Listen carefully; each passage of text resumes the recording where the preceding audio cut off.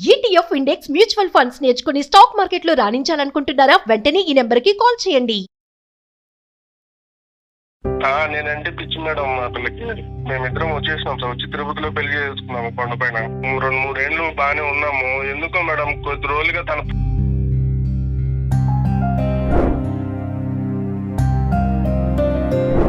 అంటే ప్రతిరోజు జరుగుతుందంటండి. వాళ్ళని చూడగానే అసలు నాకు కాళ్ళు చేతులు ఆడట్లేదు. కానీ మీరు చెప్తున్నదంతా నిజమని మేము ఎలా నమ్మాలి అని అంటున్నా వినోద్. తనే చెప్తాను సార్. తర్వాత నేను అడిగి కొద్ది అవును నా ఫ్రెండ్ అని చెప్పింది సార్ తనే. బాధపడకండి. మా ఇద్దరి పర్సనల్ లైఫ్ లో జరిగే విషయాలన్నీ మీకెందుకు షేర్ చేయాలి సార్? నేను ఈ సందిగ్ధ పరిస్థితుల్లోంచి మిమ్మల్ని ఇద్దరిని బయటకు లాగటానికి స్నేహితులు లేరు, కుటుంబ సభ్యులు లేరు. ఎవరికెళ్ళి చెప్పుకుంటారు మీరు? అమ్మ, ఏదైనా సమస్య ఉన్నప్పుడు పరిష్కరించుకోవాలి కదా లాస్య. మీరు చదువుకున్న వాళ్ళు, కళ్యాణ్ చక్రవర్తి గారు ఉన్నారు అని చెప్పి తను ట్రస్ట్ చేసి మా దాకా వచ్చారు. ఫైనల్ గా నువ్వే అప్రిషియేట్ చేస్తావు చూడమ్మా. అది నేను ఏ ఫ్రెండ్షిప్ చేస్తే నీకెందుకు వచ్చింది బాధ? నీ మొగుని కదా నేను అడగకూడదు. నాకు హక్కు లేదు. అది నాకు కదమ్మా, ఫ్రెండ్ అయితే కనుక మీ హస్బెండ్ కూడా ఫ్రెండ్ చెయ్యమ్మా. సార్, అతనికి నాకు మా పేరెంట్స్ ఎంగేజ్మెంట్ చేద్దాం అనుకున్నా. ఇప్పుడు నేను మా మామ మీద నాకు చాలా లవ్ అండ్ కేర్ అఫెక్షన్ చాలా ఉంది అప్పుడు. అవును. కాబట్టి నేను అప్పుడు అతను ఓకే చేయలేదు. నేను చెప్పాను నాకు ఆల్రెడీ ఉన్నారు, ఇంకా ఆయన చేసుకుంటాను. So that's why I cannot marry you అని చెప్పినప్పుడు we exchange our numbers. You wanted to continue as friends అమ్మా.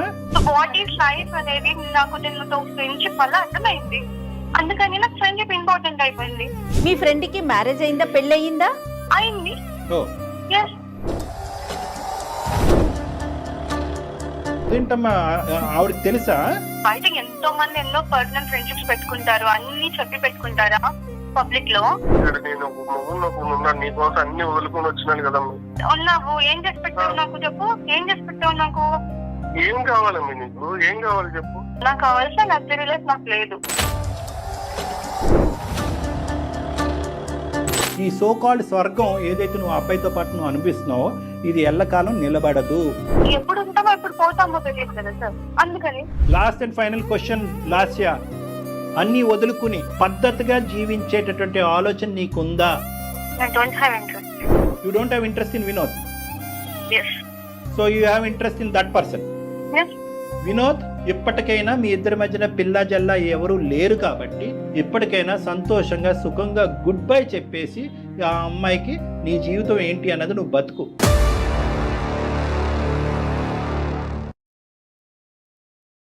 ఫెర్టినైన్ హాస్పిటల్ సమర్పించు అందమైన జీవితం కార్యక్రమానికి స్వాగతం. నమస్తే కళ్యాణ్. నమస్తే జగర్. వినోద్ అనే ఒక పర్సన్ మనకి మెయిల్ చేశారండి. పెళ్ళైపోయింది, సుఖంగా వెళ్ళిపోతుంది జీవితం. మళ్ళీ బయట అమ్మాయి కూడా కాదటండి, ఇంట్లో అమ్మాయి, చుట్టాలు. ఏం జరిగిందో అర్థం కావట్లా. నాకు చాలా ఇష్టం అండి నా భార్య అంటే, కానీ నా వల్ల కావట్లేదు. నేను యాక్సెప్ట్ చేయలేకపోతున్నాను, వదిలేయలేకపోతున్నాను. Something is wrong. సరే, ఒకసారి మీతో మాట్లాడిస్తానని చెప్పాను. తప్పకుండా మేడం, ఒకసారి కాల్ చేద్దామండి.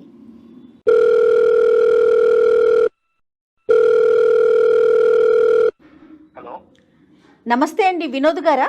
ఎవరు? నేను జయానండి, సుమన్ టీవీ అందమైన జీవితం ప్రోగ్రామ్ నుంచి కాల్ చేస్తా ఉన్నాను. మేడం నమస్తే మేడం. నాతో పాటు డాక్టర్ కళ్యాణ్ చక్రవర్తి గారు ఉన్నారు. మీ సమస్యను ఒక్కసారి మాట్లాడతారా? చెప్తాను. Hello Vinod sir. నమస్తే సార్. నమస్తే నాన్న. ఏంటి నాన్న సమస్య? ఏ ఊరు మీది? సార్ మాది చిత్తూరు సార్. ప్రస్తుతం హైదరాబాద్ లోనే నేను పనిచేస్తున్నాను సార్. రైట్, ఓకే ఓకే, చెప్పు నాన్న, ఏంటి సమస్య? సార్, నాకు పెళ్ళి 3 ఏళ్ళు అవుతుంది సార్. ఆ అమ్మాయి పేరు లాస్య సార్. తను పుట్టినప్పటి నుంచే నాకే పెళ్లి చేయాలంటున్నారు సార్. నాకు ఇచ్చే పెద్దవాళ్ళు. నాకు అంత చదువు అంత అప్పలేదు సార్. మీరేం చేస్తూ ఉంటారు? మీరేం చదువుకున్నారు? IT చేసేవాను sir. ఐటీఐ చదువుకున్నారు. ఆవిడ బీటెక్ చేసింది. సో తనకి నేనంటే ఇష్టము. సో మీరిద్దరైతే ఒకరికొకరు కావాలి అని అనుకున్నారు. పెద్దవాళ్ళకి మాత్రం మీ ఇద్దరు కావాలనుకోవటం ఇష్టం లేదా? ముందు ఒప్పుకున్నారు సార్. తర్వాత నాకు అంత పెద్ద ఉద్యోగం లేదని ఒప్పుకోలేదు సార్. వాళ్ళు ఒప్పుకోలేదు. వేరే పెళ్లి చూపులు కూడా చేయించారు సార్. కానీ ఆ అమ్మాయికి ఇంకా వాళ్ళ ఇంట్లో వాళ్ళు ఎక్కువ ఫోర్స్ చేస్తే కూర్చునింది సార్ పెళ్లి చూపులకి. పెళ్లి చూపుల వరకు అయితే వెళ్ళింది బలవంతంగా వెళ్ళింది. ఇంకా చివరికి మేమిద్దరం వచ్చేసినాం సార్. వచ్చి తిరుపతిలో పెళ్లి చేసుకున్నాము కొండ పైన. మీ ఇంట్లో కూడా ఒప్పుకోలేదా వినోద్ గారు? మా ఇంట్లో కూడా ఒప్పుకోలేదు మేడం. ఇప్పుడు వాళ్ళ ఇంట్లో అంటే కనుక మీకు ఉద్యోగం స్థిరంగా లేదు, చదువు లేదని. మీ ఇంట్లో అభ్యంతరం ఏంటి?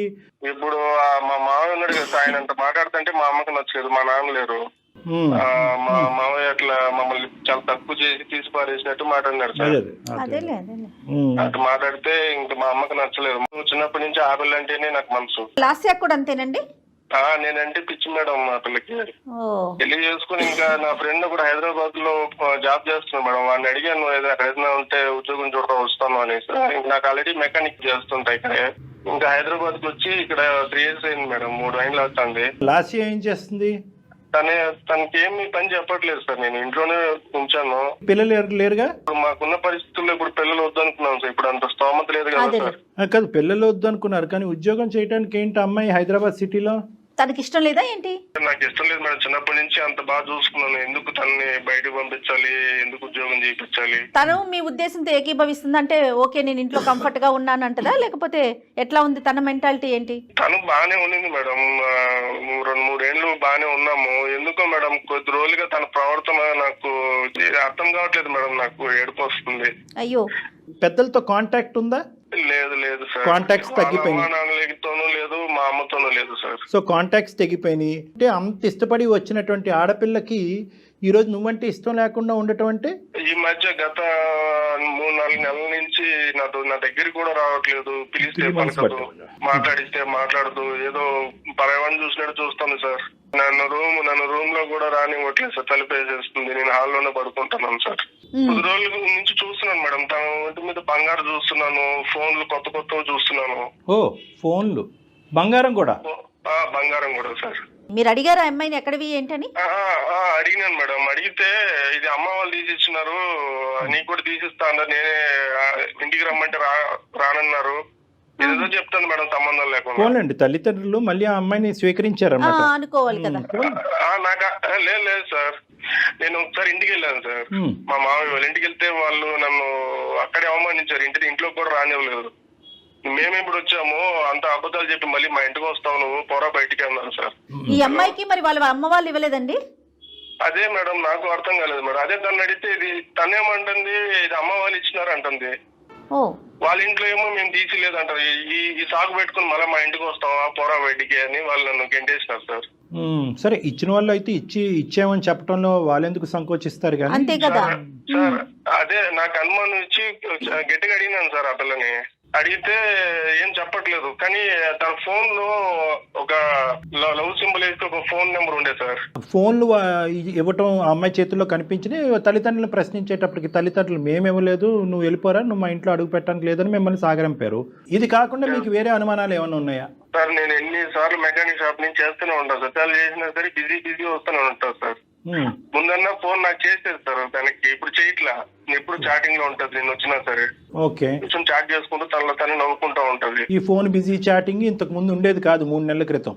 లేదు సార్ అసలు లేదు. ఇంకానన్నా ఇక్కడ ఇంటి దగ్గర ఒక షాప్ ఉంది సార్. ఆ షాప్ లో అతను మా షాప్ లో పనిచేస్తాడు.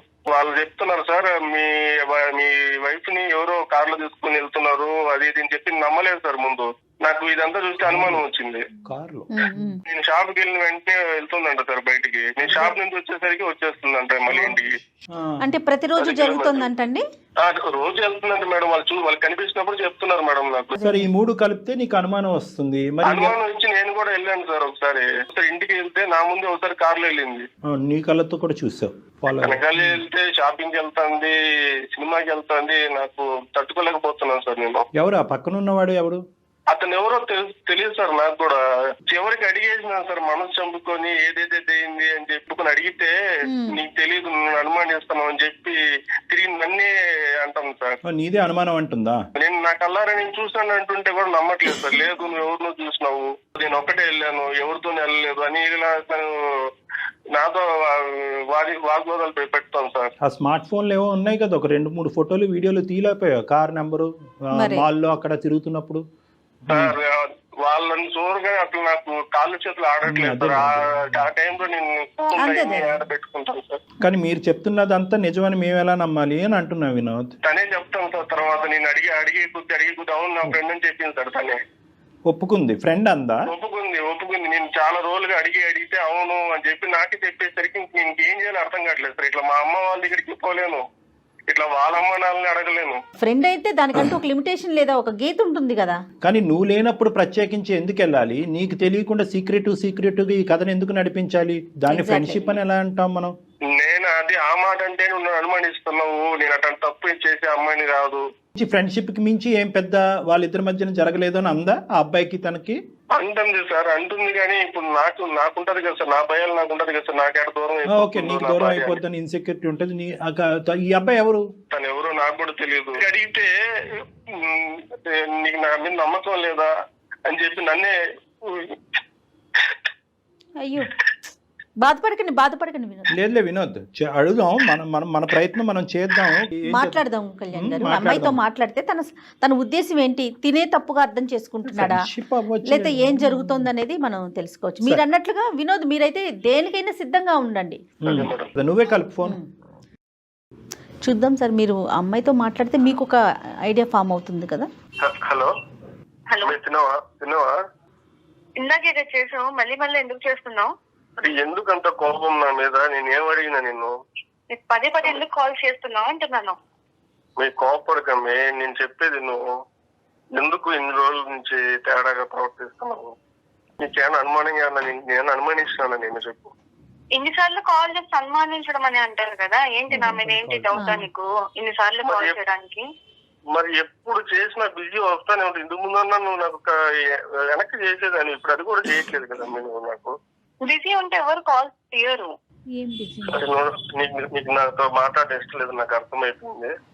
ఒకసారి మాట్లాడతారంటే నీతో మాట్లాడు సార్. హలో అమ్మ, నమస్తే అమ్మ. నా పేరు డాక్టర్ కళ్యాణ్ చక్రవర్తి అమ్మ. సుమన్ టీవీ అందమైన జీవితం నుంచి మాట్లాడుతున్నాను. నాతో పాటు సీనియర్ యాంకర్ జయ గారు కూడా ఉన్నారు ఇక్కడ. చెప్పండి సార్. ఏం లేదమ్మా, వినోద్ మాకు ఈమెయిల్ పంపించాడు, చాలా బాధలో ఉన్నాడు. సడన్ గా ఒక 2 to 3 months బట్టి మీలో ఒక మార్పు వచ్చింది. అతన్ని పెద్ద పట్టించుకోవట్లేదు, అతనికి పెద్ద ఇంపార్టెన్స్ ఇవ్వట్లేదు అని అతను చాలా లోన్లీగా ఫీల్ అయ్యి మాకు ఈమెయిల్ పంపించి, అసలు నా భార్య లాస్యలో మనసులో ఏముందో దాగుందో నాకు తెలియట్లేదండి, అతను అడగలేక అతను అడగవలసినటువంటి ప్రశ్నలు మా ద్వారా అడిగిస్తున్నాడమ్మా. ఇప్పుడు ఆయన అనుమానిస్తున్నాడు అని నేను అనడంలో తప్పులేదు కదా సార్? అంటే నాకు తెలియదమ్మా, అసలు మీ ఇద్దరి మధ్యన లాస్ట్ 2 to 3 months బట్టి ఎటువంటి డిఫరెన్స్ ఆఫ్ ఒపీనియన్ వచ్చిందన్నది చెప్పమ్మా. చాలా అంతే. ఇప్పుడు మా ఇద్దరి పర్సనల్ లైఫ్ లో జరిగే విషయాలన్నీ మీకెందుకు షేర్ చేయాలి సార్? నేను చిన్నప్పటి నుంచి బాగా ఇష్టపడి మీరిద్దరు ప్రేమించుకుని పెద్దలకి ఇష్టం లేకుండా పెళ్లి చేసుకున్నారు. ఈ సందిగ్ధ పరిస్థితుల్లోంచి మిమ్మల్ని ఇద్దరిని బయటకు లాగటానికి స్నేహితులు లేరు, కుటుంబ సభ్యులు లేరు. ఇప్పుడు అతను అనుమానిస్తున్నాడని నువ్వు బాధపడుతున్నావు, నా భార్య నాతో పాటు సహకరించట్లేదని అతను బాధపడుతున్నాడు. ఎవరికెళ్ళి చెప్పుకుంటారు మీరు? ఆ విధంగా అతను మాకు వచ్చి చెప్పుకున్నాడు కాబట్టి మేము ముందస్తు ఏంటంటే కొన్ని 100,000 మెయిల్స్ వచ్చినా కూడా అవన్నీ పక్కన పెట్టి ఈ అబ్బాయి చచ్చిపోతానంటున్నాడు, విపరీతమైనటువంటి శోభలో ఉన్నాడని చెప్పి మేము ఫోన్ చేసి ఓ సహాయకర చర్యగా మేము ముందుకు వచ్చాం. మీకెందుకు చెప్పాలి అంటే మేము ఏమీ మాట్లాడలేము తల్లి. అమ్మ, ఏదైనా సమస్య ఉన్నప్పుడు పరిష్కరించుకోవాలి కదా లాస్య. మీరు చదువుకున్న వాళ్ళు, మీ ఇద్దరి మధ్య సమస్య ఉంది, అందమైన జీవితం సుమన్ టీవీ డాక్టర్ కళ్యాణ్ చక్రవర్తి గారు ఉన్నారు అని చెప్పి తను ట్రస్ట్ చేసి మా దాకా వచ్చారు. ఫైనల్ గా నువ్వే అప్రిషియేట్ చేస్తావు చూడమ్మా. అది ఇప్పుడు నేను ఏం తప్పు చేశానండి అంతలా తీసుకొచ్చి చెప్పడం? నేను ఏం చేశానని చెప్పాడు, నేను ఆయన బాగానే చూసుకుంటున్నాను కదా. అమ్మా, ఏం తప్పు చేసావు, తప్పు అనే మాట అనలేదమ్మా అతను. ఓకే, కొన్ని మంత్స్ నుంచి బాగుండట్లేదు అంటున్నారు కదా. ఫోను, మెసేజింగ్, చాటింగ్ ఇలాంటి వాటిలో బాగా బిజీగా ఉన్నావంట. ఎప్పుడు ఫోన్ చేసినా ఫోన్ ఎంగేజ్ వస్తుందంట. అతనికి ఇవ్వాల్సినటువంటి టైం ఫోన్కి ఇస్తున్నావంట, అదే ఫోన్ లో అవతల ఉన్నటువంటి వ్యక్తికి. ఫ్రెండ్స్ ఉంటారు కదా, బిజీ ఉంటాను నేను. Okay, we have understood each other. నువ్వు కోఆపరేట్ చేయడానికి రెడీ అయ్యావు. కైండ్లీ టెల్ అమ్మా, పెళ్ళైనప్పటి నుంచి ఏం జరిగింది మీ ఇద్దరి మధ్యన? ఈ లాస్ట్ 3 years ఎలా ఉంది? ఈ మధ్య కాలంలో ఏమైంది? వాడెవడు మన ఇద్దరి మధ్య? వాడెవడు చెప్పు. నా ఫ్రెండ్ అంటున్నాను కదా. నేను ఏ ఫ్రెండ్షిప్ చేస్తే నీకెందుకు వచ్చింది బాగా? అరే నేను ఎవరు? నీ మొగుడిని కాదా? నేను అడగకూడదు? నాకు హక్కు లేదు. నాకు అది కదమ్మా, ఫ్రెండ్ అయితే కనుక మీ హస్బెండ్ కి కూడా ఫ్రెండ్ చెయ్యమ్మా. ఎవరికి తెలియనటువంటి గోప్యంగా ఉంచే ఫ్రెండ్ ఎందుకు అనుమానాలు దారి తీస్తుంది కదా. సార్, అతనికి నాకు ఎంగేజ్మెంట్ చేద్దాం అనుకున్నా. అదే ఇందాక వినోద్ చెప్పిన పెళ్లి చూపులు అతనితోనేనమ్మా? అవునండి, మా పేరెంట్స్ చేయాలనుకున్నారు. అప్పుడు నేను మా మామ మీద నాకు చాలా లవ్ అండ్ కేర్, అఫెక్షన్ చాలా ఉంది. ఇప్పుడు అవును. కాబట్టి నేను అప్పుడు అతను ఓకే చేయలేదు. నేను చెప్పాను నాకు ఆల్రెడీ ఉన్నారు, ఇంకా ఆయన చేసుకుంటాను, so that's why I cannot marry you అని చెప్పినప్పుడు we exchange our numbers. You wanted to continue as friends అమ్మా? As a good friends. ఎందుకంటే తనకి నా మెచ్యూరిటీ కానివ్వండి, తనకి నా బిహేవియర్ కానివ్వండి నచ్చింది. అందుకని ఈ సైడ్ మనం ఫ్రెండ్స్ గుడ్ ఫ్రెండ్స్ గా ఉంటే బాగుంటుంది అన్నారు. So I don't want to hurt him. అందుకని నేను ఒక గుడ్ ఫ్రెండ్ గా ఉంటున్నాను తనతో. 3 years పాటు మీ మ్యారేజ్ అయిన తర్వాత కూడా కంటిన్యూ అయిందా? అవునండి. పెళ్లి చూపుల్లో పరిచయం అయినటువంటి ఆ ఫ్రెండ్ ని మీ భర్తకి తెలియకుండా ఉంచవలసినటువంటి అవసరం ఏముంది? ఎందుకు మీ భర్తకి ఇంట్రడ్యూస్ చేయలేదు? మీ ఇంటి వరకు ఎందుకు రాలేదు? అది నా పర్సనల్ లైఫ్ కదండి. కానీ పెళ్ళయ్యాక మీకు పర్సనల్ ఏంటి తల్లి? పెద్దల్ని కాదనుకుని ముందుకు వచ్చినటువంటి మీ ఇద్దరు పర్సనల్ ఏంటమ్మా? నేనప్పుడు తను ఇష్టపడ్డప్పుడు అవును ఇష్టపడ్డాను, I like him, that's why I got married with. కానీ నా లైఫ్ ఎలా ఉండాలి, ఎలా డిజైన్ చేసుకోవాలి అప్పుడు నాకు తెలియదు. అప్పుడు నాకు తను నచ్చారు కాబట్టి అలా అనుకున్నాను. కానీ వాట్ ఈస్ లైఫ్ అనేది నాకు తనతో ఫ్రెండ్షిప్ వల్ల అర్థమైంది. అందుకని నాకు ఫ్రెండ్షిప్ ఇంపార్టెంట్ అయిపోయింది. మీ ఫ్రెండ్ కి మ్యారేజ్ అయిందా, పెళ్ళి అయిందా? అయింది. ఎస్. అదేంటమ్మా ఆవిడకి తెలుసా? తెలీదండి మాకు. ఇప్పుడు మేము బయటకి ఎంతో మంది ఎన్నో పర్సనల్ ఫ్రెండ్షిప్స్ పెట్టుకుంటారు, అన్ని చెప్పి పెట్టుకుంటారా పబ్లిక్ లో? పబ్లిక్ కాదమ్మా, మాకు చెప్పమంటలేదమ్మా, మొగుడు పిల్లలకి చెప్పుకోమంటున్నావమ్మా. అది మేము చెప్పుకోవాలనిపిస్తే చెప్పుకుంటాము.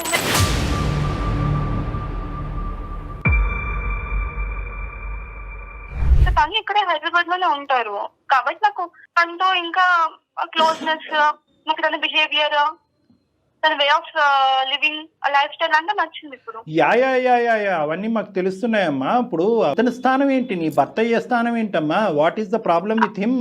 I don't have any problem with him. నేను తనతో ఉంటున్నాను కదండి. కేవలం మీది ఫ్రెండ్షిప్ ఏనా? దానికి మించింది ఏమన్నా ఉందా? మీకు ఎందుకు చెప్పాలండి అంటున్నాను. అమ్మ ఎందుకు చెప్పాలి అని అన్నా అదే మీనింగ్ వస్తుంది, చెప్పకూడదు అన్నా కూడా అదే మీనింగ్ వస్తుంది. సో నువ్వు చెప్పకుండానే ఏది చెప్పాలో చెప్పేశావు. ఇప్పుడు చెప్తే అని తెలుసుకుని ఏం చేస్తారు? ఎందుకు చెప్పు? ఇక్కడ నేను ఉన్నాను, నీకోసం అన్ని వదులుకొని వచ్చినాను కదమ్మా. ఉన్నావు, ఏం చేసి పెట్టావు నాకు చెప్పు. ఏం చేసి పెట్టావు నాకు? ఏం కావాలమ్మా నీకు? ఏం కావాలి చెప్పు. నాకు కావాల్సిన లగ్జరీ లైఫ్ నాకు లేదు.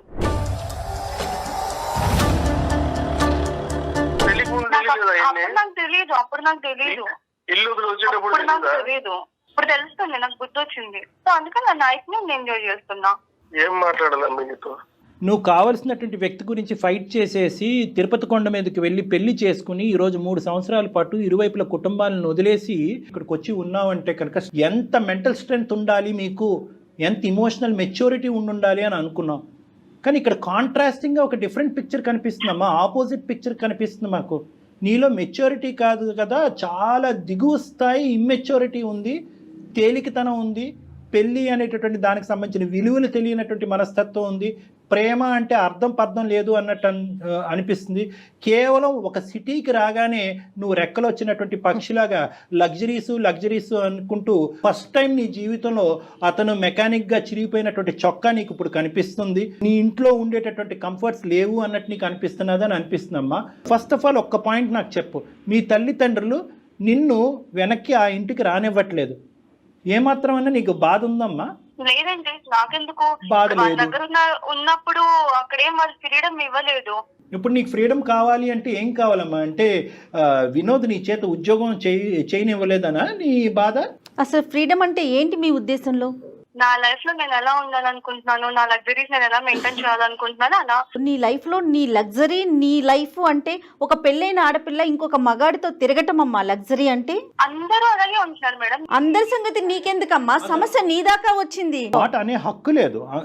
నీ జీవితం ఏంటి అనేది నువ్వు మాట్లాడుకో అమ్మా. అందరూ ఎక్కడున్నారమ్మా? నీ వయసు ఎంత, నీ అనుభవం ఎంత? నేను మేజర్ కాబట్టి. నువ్వు మేజర్ అయినా కూడా 10 times మైనర్ లా ఉన్నావు నువ్వు. ఇక్కడ ఒకటే పాయింట్, నా జీవితం అనేటటువంటి మాట ఎప్పటి వరకు అంటే కనుక నువ్వు బ్యాచులర్గా ఉన్నంతసేపు, మీ ఊర్లో ఉన్నంతసేపు, మీ అమ్మా నాన్న దగ్గర పెరిగినంతసేపు. పెళ్ళి అయిన తర్వాత మీరిద్దరూ కలిసి ప్రయాణం చేస్తున్న తర్వాత ఇద్దరు టోటల్గా ఒక నమ్మకంతో, ఒక ట్రాన్స్పరెన్స్తో పెరగాలి అనేటటువంటి ఉద్దేశంతోనే పెళ్ళి అనేటటువంటి ఒక బంధం ఏర్పడింది. నా అనే మాటలో మన అనేటటువంటి పదం కూడా రావాలి.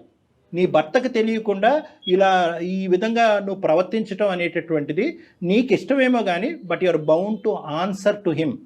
అతనికి సమాధానం చెప్పవలసినటువంటి రైట్ నీకుంది.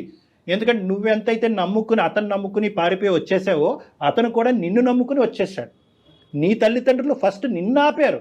నువ్వు బీటెక్ చదివేవమ్మా, వాడు మెకానిక్ ఐటీఐ మధ్యలో ఆపేశాడు, వద్దు అమ్మ అంటే కనుక నో నాన్న వాడే కావాలి, ఐ వాంట్ హిమ్ అని చెప్పుకుంటూ అతను వెనక తోకలాగా పరిగెట్టుకుని వచ్చావు. అప్పుడే మీ తల్లిదండ్రుల యొక్క మాట విని గుడ్ బై చెప్పి ఉంటే కనుక అతను ఎవడో ఇంకో అమ్మాయిని చేసుకుని హ్యాపీగా ఉండేవాడు. ఈరోజు ఇక్కడ పెద్ద ఫెయిలియర్ ఎవరిదో తెలుసా? నీదే వినోద్. నీ ఫెయిలియర్ ఎక్కడో ఊడిపడినటువంటి ఆడపిల్ల కాదు, అరేంజ్డ్ మ్యారేజ్ కాదు, మీ కుటుంబంలోనే పుట్టి పెరిగినటువంటి ఒక ఆడపిల్ల యొక్క సైకాలజీ మెంటాలిటీ నువ్వు ఆవగింజంతా కూడా అసెస్ చేయలేకపోయావు. నోట్లో వేలు పెట్టుకునే పిల్లోడు కూడా అసెస్ చేస్తాడు. ఈ అమ్మాయికి మెంటల్ మెచ్యూరిటీ లేదు, గాలివాటం, గాలి ఎటువైపు వేస్తే అటువైపు కొట్టుకుపోయేటటువంటి రకం. వాడి పిల్లం వచ్చి ఈ అమ్మాయి జుట్టు పట్టుకుని నేలకేసి కొడతాది. ఆ రోజు ఈ అమ్మాయికి తెలిసి వస్తుంది, this is common, this is ఇది fair, what is wrong, where is freedom, ఈ ఇంగ్లీష్ టెక్స్ట్ బుక్ లో ఉన్న పదాలన్నీ వాడేస్తుంది కదా. ఈ అమ్మాయికి సరైన పనిష్మెంట్ ఇప్పుడు వరకు తగల. లవ్ మ్యారేజ్ అయినా కూడా పేరెంట్స్ క్షమిస్తారు. అరే ఏముందిలే మన ఆడపిల్ల ఎక్కడో ఎలా ఉందో మన ఇంట్లో మనిషిని ఇక్కడ చేసుకుంది, పండగకు పిలుద్దాం, పబ్బానికి పిలుద్దాం. 3 years పాటు ఈ అమ్మాయిని ఇప్పటికి కూడా గడప తొక్కనివ్వలేదు అంటే కనుక ఈ అమ్మాయి మొండి వైఖరి వాళ్ళు మొదటి నుంచే స్టడీ చేసి ఈ రోజు వచ్చినటువంటి అమ్మాయి మళ్ళీ మన ఇంట్లో ఏం పెంట పెడతాది రా బాబు, ఎక్కడుంటే అక్కడే ఉన్నాయి అని చెప్పి ఆ అమ్మాయికి దండం పెట్టి నీ నెత్తి మీద పెట్టి వదిలేశారు. ఈ గుడిబండను తెచ్చుకుని నీ నెత్తిమే పెట్టుకున్నాను. సార్ పెళ్లికి ముందు ఇట్లా లేదు కదా సార్. నేనంటే ప్రాణం అనింది, నేనంటేనే ఇష్టపడింది, ఎక్కడైనా తీసుకెళ్ళిపోమావయ్యా అనింది. లేదు, నువ్వెవరితో నన్ను ఉన్నావని నేను వచ్చి చూస్తున్నానా? లేదు కదా. నన్ను నువ్వే ప్రతిదానికి వెనకొచ్చి ఎంక్వైరీ చేస్తున్నావు. నేను చేస్తున్నాను. అమ్మ కనిపించేటటువంటి వాటి గురించి మాట్లాడదాం అమ్మ. నువ్వు ఫోన్ చేసినప్పుడు అతను ఫోన్ ఎంగేజ్ రాలేదు, నువ్వు మెసేజ్లు పెట్టినప్పుడు అతను తిరిగి మెసేజ్లు పెడుతున్నాడు. ఏ టైం వచ్చినప్పుడు ఎప్పుడు వెళ్ళినా కూడా మెకానిక్ షాప్లో స్క్రూలు బిగించుకుంటూ కూర్చున్నాడు. నువ్వేమో వచ్చి కారుల్లో తిరుగుతావు కదా. అతను ఏమన్నా కార్ల మీద తిరిగాడా? నీకు ఆల్రెడీ పెళ్ళయింది, అక్కడ అడ్డంగా దొరికేంత ఆల్రెడీ అతనికి పెళ్ళైపోయింది, అతనికి ఒక భార్య ఉంది, మీది ఒక ఫ్రెండ్షిప్, దానికి ఒక గొప్ప పదం. ఈ పదాలు ఎక్కడ దొరుకుతున్నాయో భగవంతుడా, దాన్ని తీసుకొచ్చి పెట్టేసుకున్నావు. దాన్ని ఎక్కడి దాకా తీసుకెళ్తావు? మ్యారేజ్ అనేది ఒక ఆప్షన్ అంతే కదండి. ఇప్పుడు ఎవరికి నచ్చిన వాళ్ళు పెట్టుకుంటారు కదా. అవునా? అదొక ఆప్షన్. నచ్చిన డేస్ ట్రావెల్ చేస్తారు, లేకపోతే వదిలేస్తారు. దానికి ఎందుకు ఇంత? ఈ నిర్వచనాలు మాకు దయచేసి చెప్పద్దు. Marriage is an option, ABC ఇలాంటివన్నీ మాకు అనవసరం. మేము ఇంకా అంత పోస్ట్ కల్చర్ లో లేమమ్మా. కేవలం ఇది ఒక గుట్టుగా ఉన్నంత సేపే ఈ మాట తీరు. ఇదే పంచాయతీ ఓపెన్ గా నీ బాయ్ ఫ్రెండ్ వాళ్ళ భార్య వాళ్ళ కుటుంబ సభ్యుల మధ్యన పెడదామా? రేపు మధ్యాహ్నం రెడీనా మీరు? పెడదామంటే నేను రెడీ. నేను మళ్ళీ చెప్తున్నాను, మా పర్సనల్ లైఫ్ లోకి ఇన్వాల్వ్ అవ్వను అని అంటున్నారు, అవుతున్నారు మీరు. తప్పదమ్మా, తప్పదు. నువ్వు ఎందుకంటే మాకు నేర్పించేస్తున్నావు ఇక్కడ. తను వాళ్ళ వైఫ్ తో హ్యాపీగా లేడేమో. వాళ్ళ వైఫ్ తో అతను హ్యాపీగా లేడేమో, అందుకని నాతో ఫ్రెండ్షిప్ చేస్తున్నాడు అంటది. అమ్మ పిచ్చికి కూడా హద్దు ఉందమ్మా.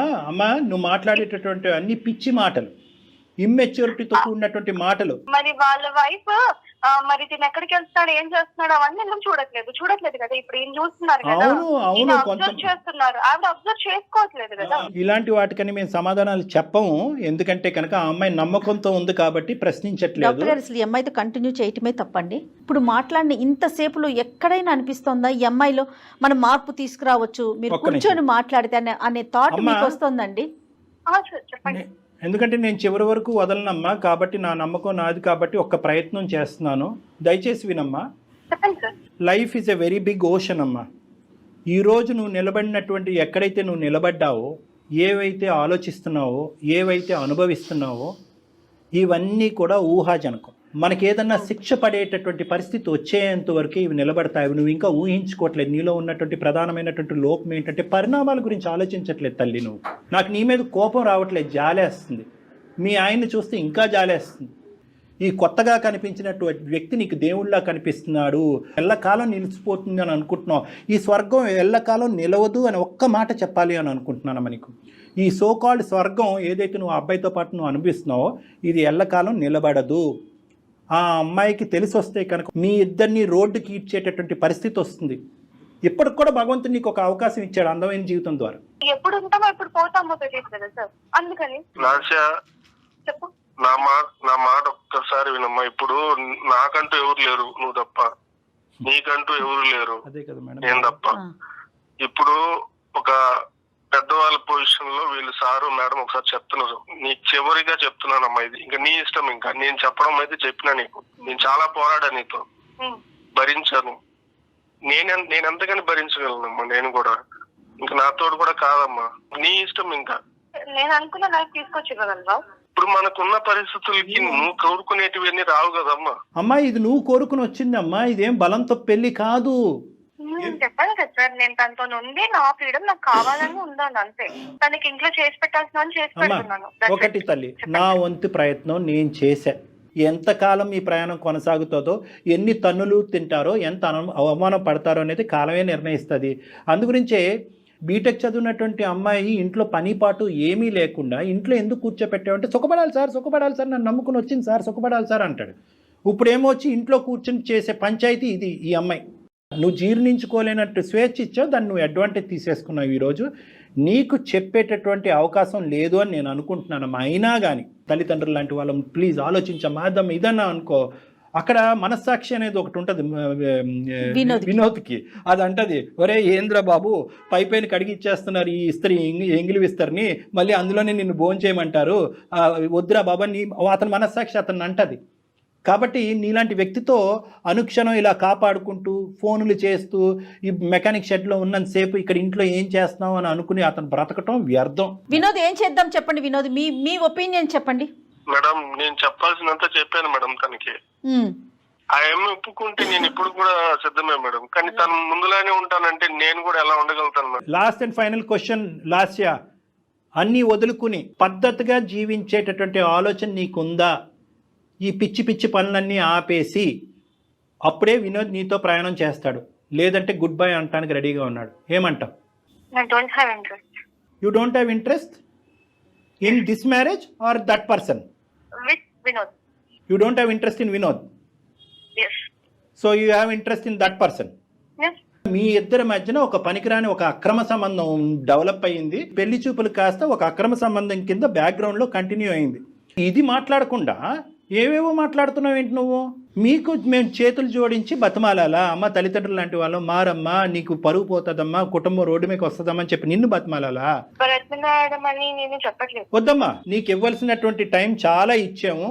వినోద్, ఇటువంటి అమ్మాయిని నువ్వు ఆలోచించకుండా, తెలివితేటలు లేకుండా, అసెస్ చేయకుండా పరిగెట్టుకుంటూ వెళ్ళి పెళ్లి చేసేసుకున్నావు. ఇప్పటికైనా మీ ఇద్దరి మధ్యన పిల్లా జల్లా ఎవరు లేరు కాబట్టి, ఎటువంటి బాధ్యత బరువు లేదు కాబట్టి, ఇప్పటికైనా సంతోషంగా సుఖంగా గుడ్ బై చెప్పేసి ఆ అమ్మాయికి నీ జీవితం ఏంటి అన్నది నువ్వు బతుకు. ఆ అమ్మాయి కంటే ఇలా వదలటం, ఎక్కడికక్కడ కట్ చేయటం అలవాటే. అక్కడ తల్లిదండ్రులు కట్ చేసింది, ఇప్పుడు నిన్ను కట్ చేసింది, రేపు ఆడి దగ్గరికి వెళ్తుంది, ఆడిని కట్ చేస్తుంది. ఈ అమ్మాయి జంపింగ్ జాకులు అంటారు వీళ్ళని. లాస్య, చాలా సంతోషం అమ్మా ఇంతవరకు మాతో మాట్లాడినందుకు, నీలాంటి ఒక గొప్ప వ్యక్తితో మాట్లాడినందుకు. మధ్యలోనే నేను చెప్పాను డాక్టర్ గారికి ఇది వర్కౌట్ అయ్యే విషయమే కాదని. పాపం ఆయనే లేదు లేదు అని మాట్లాడుతూ ఇక్కడ దాకా వచ్చారు. చాలా సంతోషం తల్లి. నమస్తే. పెట్టేసే తల్లి ఫోన్. ఎప్పుడో చెప్పాను కదా, independent women and free bird అని. Bye ma'am. Oh my God. మనం మీకు నేను మధ్యలోనే అన్నాను కదా డాక్టర్ గారు, కానీ మీరేమన్నారు? లేదు జయ గారు ఒకసారి మాట్లాడదాం, ఇంకొంచెం మాట్లాడదాం అన్నారు కదా. ఆ అబ్బాయి గురించి మేడం, ఆ అబ్బాయి గురించి మీరు ఆలోచించారు. తను చాలా డిస్టర్బ్డ్ క్యారెక్టర్ అండి. వినోద్ తనకేం చెప్తారో చూడండి కళ్యాణ్ గారు. వినోద్, ఇప్పుడు నువ్వు హ్యాపీగా ఉండాలి, అర్థమైందా? సార్ స్టార్టింగ్ లోనే చెప్పాను, చేదైనటువంటి నిజాలు నీకు వినిపిస్తాయి. ఇది కేవలం ఫ్రెండ్షిప్ కాదు, దానికి మించింది అంటే కనుక ఆ అమ్మాయి అసలు మొండిగా హ్యాపీగా ఒప్పుకుంది. ఇప్పుడు ఏమొచ్చి వెళ్ళిపోతానికి రెడీయా అంటే కనుక హ్యాపీగా వెళ్ళిపోతాను నేను, ఫ్రీ బర్డ్ అంది. ఇంత దాచిపెట్టిందా సార్? అది ఎగిరి ఎగిరి ఇంకో పంజరంలో చిక్కుంటది, అది గుర్తుపెట్టుకో. ఇంకొకటి కూడా నేను చెప్తున్నా, నువ్వు హ్యాపీగా ఉండటం అనేది ఎంత ఇంపార్టెంటో, మొండిగా ఉండటం కూడా అనేది అంత ఇంపార్టెంట్. ఆ అమ్మాయి అక్కడ ఇక్కడ ఆ పెంట ఈ పెంటలోకి వెళ్ళి అన్ని ముళ్ళు గుచ్చిపించుకుని మళ్ళీ తలుపు కొడతాయి, తీరానైనా నేను లోపలికి వస్తా. అక్కడ కూడా ఈ అమ్మాయికి అవకాశం ఇవ్వకుండా ఉండేటటువంటి మొండి ధైర్యం నువ్వు పెంపొందించుకోవాలి. హైదరాబాద్లో ఒంటరిగా ఉండద్దు.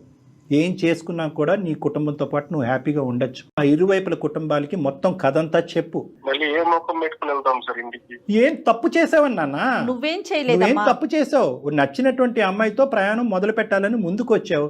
ఆ అమ్మాయి మధ్యలోనే గుడ్ బై చెప్పింది.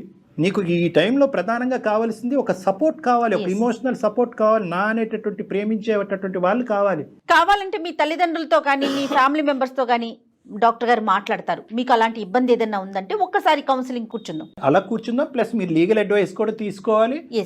ఒక లాయర్ని కలవాలి, ఒక అడ్వకేట్ని కలిసి నెక్స్ట్ స్టెప్ ఏమేయాలి అనేది ఆలోచించాలి. కానీ at the end of the day ఈ రోజు నీకు చేదుగా బాధగా అనిపించేటటువంటి ఈ నిజం భవిష్యత్తులో నీకు చాలా సంతోషాన్ని ఇస్తుంది. ఏమాత్రం కంగారు పడమాకండి, దిగులు పడకండి, ధైర్యంగా ఉండండి.